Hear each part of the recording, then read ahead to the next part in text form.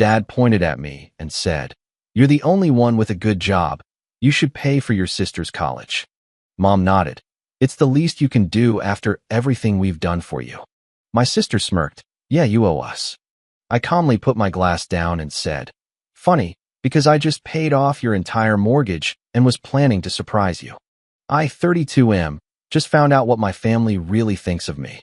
I sat at the dinner table, fork halfway to my mouth, when my father's words hit me like a slap across the face. He pointed directly at me and declared that I was the only one with a good job, so I should pay for my sister's college tuition. The entire room went silent for a moment before my mother chimed in, nodding eagerly as she reminded me it was the least I could do after everything they'd done for me. Then my sister, 20 years old and sitting there with this smug expression, added that I owed them. I slowly placed my glass down on the table, the sound of it meeting the wood somehow louder than it should have been. I told them it was funny they should mention what I owe, because just 3 days ago, I'd paid off their entire mortgage and had been planning to surprise them with the news tonight. The silence that followed was deafening. Let me back up and explain how I got here, sitting at my childhood dining table, wondering how my family had become people I'd barely recognized. Growing up, I was always the responsible one. My sister was the baby, the one who could do no wrong, the one who got away with everything. When she failed classes, it was the teacher's fault. When she wrecked Mom's car at 17, it was the other driver's fault even though she'd been texting. When she got fired from her part-time job for showing up late repeatedly, the manager was just being unreasonable. I, on the other hand, worked 2 jobs through high school to save for college. I studied every night, maintained a 3.9 GPA, and got a partial scholarship to a state school. My parents contributed what they could, which wasn't much, and I took out loans for the rest. I graduated with $40,000 in debt and a degree in software engineering. The past 10 years had been a grind. I worked my way up from a junior developer position to a senior software architect at a major tech company. I lived in a modest apartment, drove a used car, and saved aggressively. Last year, I finally paid off my student loans. This year, I'd been able to put away enough to make a significant financial move. 3 months ago, my parents mentioned they were struggling with their mortgage payments. Dad's health had declined, forcing him into early retirement, and Mom's part-time bookkeeping job wasn't enough to cover the gap. They were stressed, worried about losing the house they'd lived in for 35 years.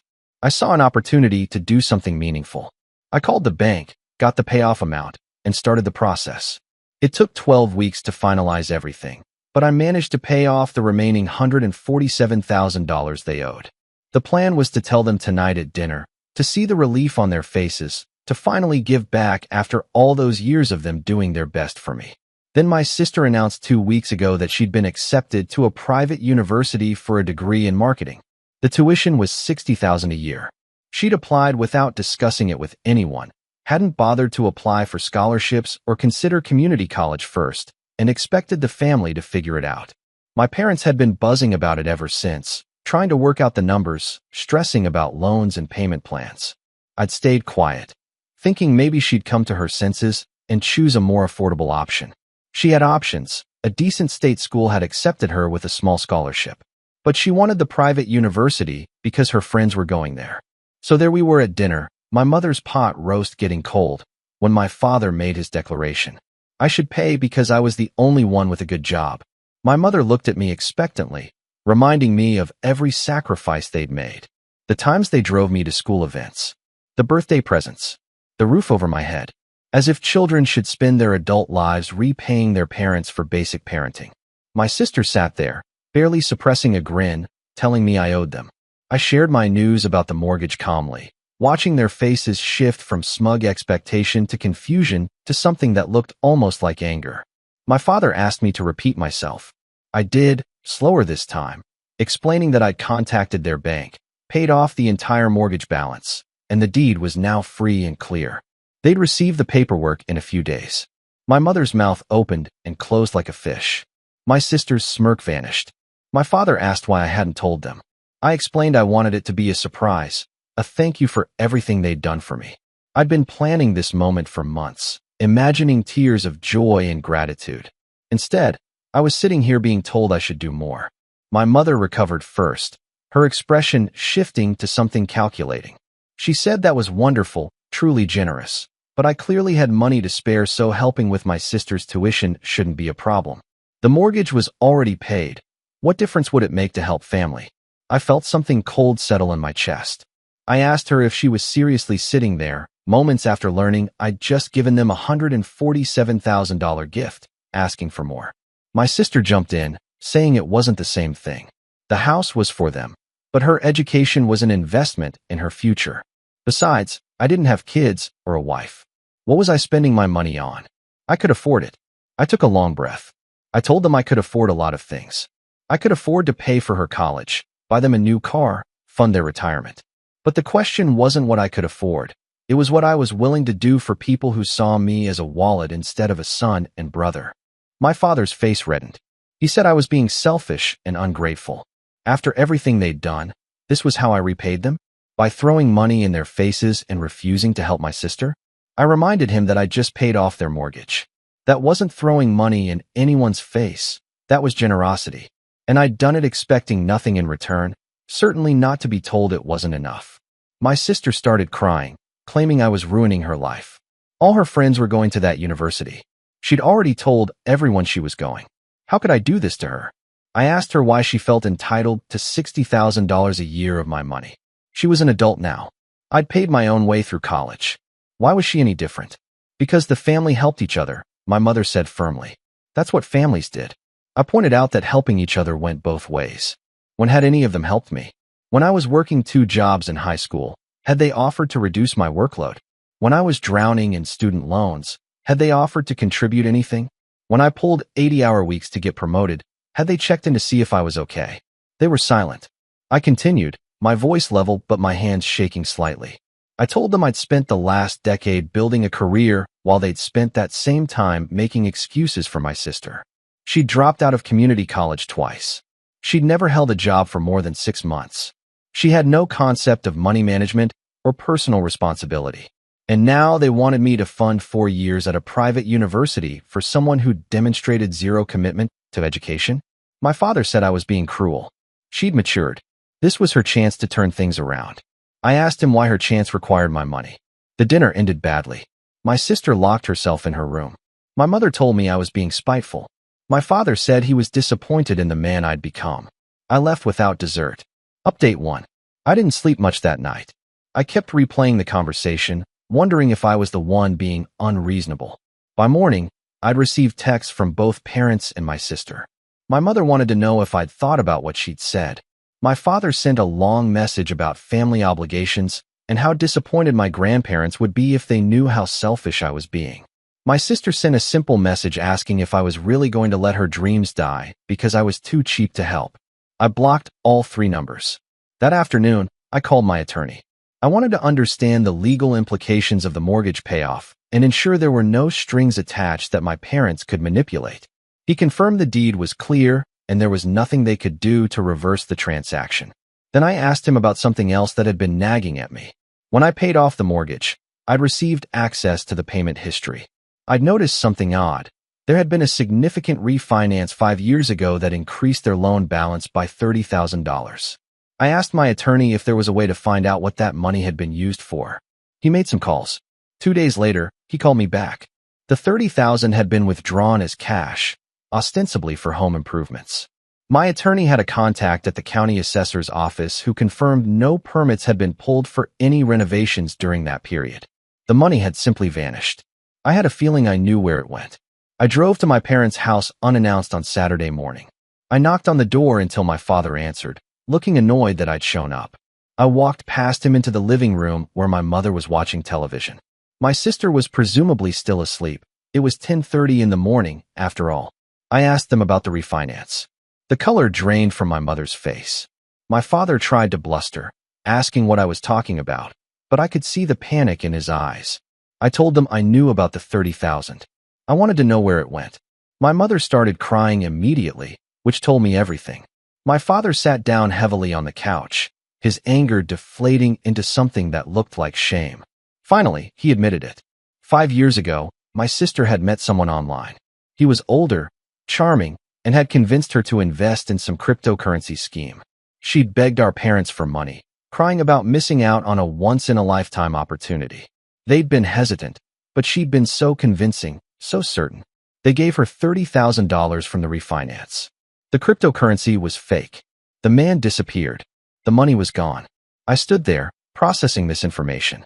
They'd refinanced their house, the house I'd just paid off, to give my sister $30,000 for an obvious scam.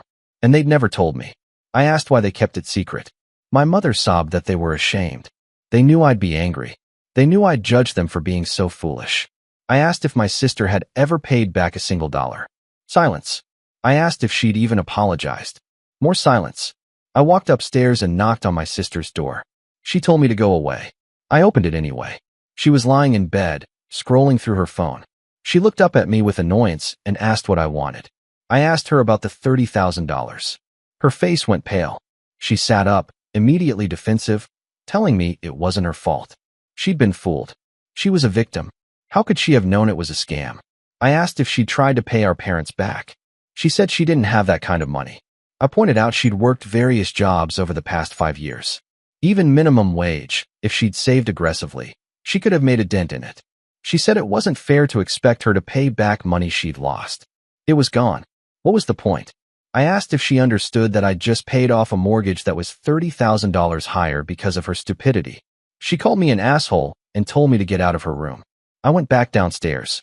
My parents were huddled together on the couch, looking small and old. I told them I needed time to think. I left before any of them could respond. Update 2. I spent the next week doing research. I looked into the university my sister wanted to attend, her academic history, her work history, everything.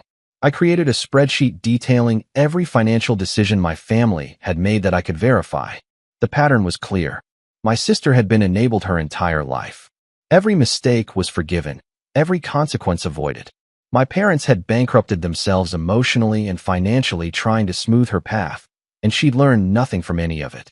I called my attorney again and asked about setting up a trust or some kind of educational fund with strict parameters. He explained the options. After a long discussion, I made a decision. I sent my parents and sister an email. I wasn't ready to see them in person. I explained that I'd done a lot of thinking about family obligations and what helping really meant. I told them I would pay for my sister's college education, but with conditions. She would attend the state school that had accepted her, not the private university. She would live at home to save on housing costs. She would maintain a 3.5 GPA or higher. She would work part-time during the school year and full-time during summers, contributing 20% of her earnings to her education costs. She would meet with a financial counselor monthly to learn money management. She would write me a detailed quarterly report on her progress, both academic and personal. If she met these conditions, I would pay her tuition and books for 4 years. If she failed to meet any condition, the funding would stop immediately, and she would be responsible for her own education costs going forward. Additionally, I told them I'd created a spreadsheet documenting the $30,000 refinance and how it impacted the mortgage I'd paid off. I wasn't asking for repayment, but I wanted it acknowledged. I wanted my sister to understand that her choices had consequences that affected everyone. I also told my parents that I needed space. Their immediate response to my generosity, demanding more, had damaged our relationship. I loved them, but I needed them to understand that love didn't mean unlimited financial support, especially when it was taken for granted. The email was long, detailed, and took me 3 hours to write. I read it over a dozen times before sending it. Then I closed my laptop and waited. My sister responded first. She sent a furious email calling me controlling, manipulative, and cruel. How dare I put conditions on helping her? Real family didn't attach strings. I was punishing her for one mistake she'd made years ago. The state school was beneath her. She deserved better. I didn't respond. My mother's email came next. She was disappointed in me. Family helped unconditionally. These requirements were excessive and showed I didn't trust my sister. She'd matured so much recently. Couldn't I see that? Forcing her to live at home and work would ruin her college experience. I didn't respond to her either. My father's email arrived last, 2 days after I'd sent mine. It was shorter than I expected. He said he understood why I was hurt. He admitted they'd been unfair at dinner. He acknowledged that they'd enabled my sister too much over the years. He agreed my conditions were reasonable, even if my mother and sister didn't. He asked if I'd reconsider the space issue. He wanted to talk in person. I thought about it for another day before responding. I told him I'd meet him for coffee, just the two of us, the following weekend. Update 3. My father arrived at the coffee shop looking older than I remembered. We ordered our drinks and sat in the back corner where it was quiet. For a few minutes, neither of us spoke. He finally broke the silence, telling me he was sorry, not just for the dinner, but for years of putting my sister first. He said they'd always known I'd be okay, that I was responsible and capable. My sister needed more help, or so they'd thought. Somewhere along the way, helping had turned into enabling, and they'd been too close to see it. He told me my mother was struggling with my email. She saw it as an attack on her parenting. But he'd been thinking about what I'd written, and he couldn't disagree with any of it. He asked me if I remembered a conversation we'd had when I was 16. I didn't. He reminded me that I'd come home from work one night, exhausted from pulling a double shift at the grocery store, and found my sister crying because she'd failed her driving test for the third time. My parents had been consoling her, promising they'd pay for more lessons, assuring her it wasn't her fault. I'd looked at all of them and asked a simple question. When was she going to be held accountable for anything? My father said he'd dismissed it at the time, told me I was being too harsh. But that question had haunted him over the years. I'd been right, even then. I asked him why he'd never said anything before now. He admitted he'd been a coward. It was easier to keep the peace than confront the problem. My mother had always been protective of my sister, and he'd gone along with it. They'd convinced themselves they were being good parents by supporting her through everything. They'd failed to see they weren't supporting her. They were crippling her. I asked him if my sister would accept my conditions. He sighed deeply. He said she was furious right now, but she'd have to accept them because there was no other option. They couldn't pay for her college. She had no savings. She hadn't qualified for significant financial aid because of their income and assets that included a now paid-off house worth $400,000. He admitted something else too. My mother had already been looking into taking out a personal loan to cover the first year's tuition at the private university. She'd been declined by 3 banks. Their debt-to-income ratio was too high even without a mortgage payment because of credit card debt I hadn't known about. I asked how much they owed on credit cards. $23,000. I closed my eyes. I asked what it was from. He listed items slowly, shamefully. My sister's car insurance after her 3rd accident. Medical bills from when she'd gotten sick 2 years ago and refused to go to urgent care, waiting until it was an emergency room situation. Her laptop, her phone, clothes, concert tickets, spring break trips, 1,000 small indulgences that added up. I asked if she knew about this debt. He shook his head. I told him she needed to know. Part of growing up was understanding the impact of your choices on the people who loved you. If she was going to become a responsible adult, she needed to see the full picture of what enabling her had cost the family. He agreed, but asked me not to cut them out completely. He understood I needed space, but he hoped we could rebuild eventually. I told him I hoped so too, but that would depend on what happened next. If my sister refused my conditions, I'd know where everyone's priorities truly lay. If she accepted them but didn't follow through, same result. But if she genuinely tried, if she showed real growth and appreciation, then maybe we could find our way back to being a family. We finished our coffee in more comfortable silence. When we stood to leave, my father hugged me, the first real hug in years. He told me he was proud of me, and that he should have said that more often. I watched him walk to his car, shoulders slumped, carrying the weight of years of mistakes. I felt sorry for him, but I also felt something like hope. 3 days later, my sister sent me a new email. It was shorter, less angry, though still resentful. She said she'd accept my conditions, but wanted me to know she wasn't happy about it. She felt like I was punishing her instead of helping her. I responded for the first time since my original email. I told her I was helping her, just not in the way she wanted. Real help meant preparing someone for the world as it actually existed, not sheltering them from consequences. I told her I believed she could succeed if she actually tried, but that belief wasn't the same as blind faith. I wished her luck and told her I looked forward to her first quarterly report. That was 6 weeks ago. Classes started 2 weeks ago. My sister is attending the state university, living at home, and working 15 hours a week at a campus bookstore. My mother is barely speaking to me. My father sends occasional updates. According to him, my sister complained constantly for the first week. The school was beneath her. Her roommate, she'd decided to live in the dorms after all, paying for it with her bookstore earnings and a small supplemental payment I'd agreed to, was annoying. The classes were too hard. The job was boring. Then something shifted. She met someone in her marketing fundamentals class.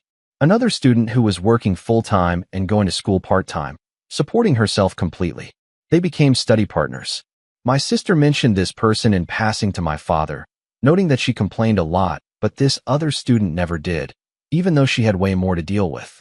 My father said it was the first time he'd heard my sister compare herself to someone and come up short in her own assessment. Last week, I received her first monthly financial counselor report. She'd been resistant to the sessions at first, but the counselor had apparently done something unexpected. Instead of lecturing her, he'd asked her to calculate exactly how much the $30,000 cryptocurrency loss had cost our parents over the 5 years in refinance interest and higher mortgage payments. The number was $42,000. My sister had called my father, crying, asking if that was true. He confirmed it. Her next session with the counselor, she'd asked to create a long-term repayment plan. Even if it took 10 years, she wanted to pay them back. The counselor helped her understand compound interest, debt prioritization, and realistic goal setting.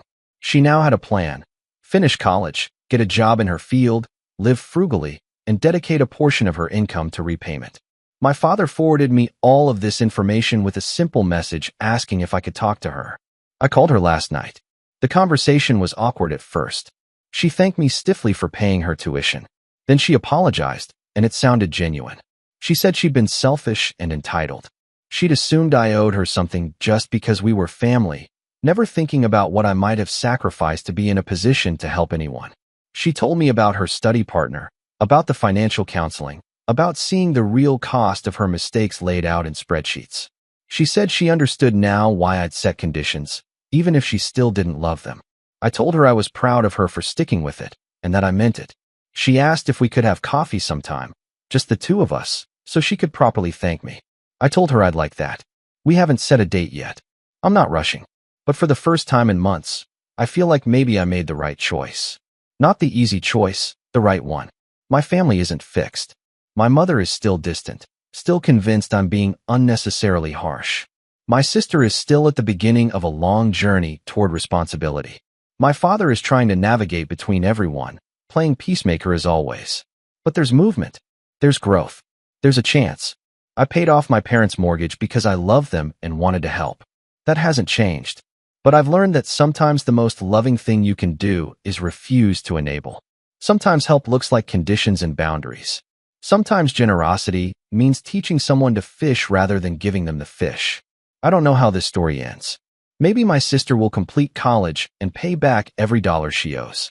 Maybe she'll slip back into old patterns. Maybe my relationship with my mother will heal, or maybe it won't. But I know I made the right call at that dinner table. When I was told I wasn't doing enough, when my $147,000 gift was dismissed as insufficient, I stood my ground. And that's worth more than any amount of money I could have given them.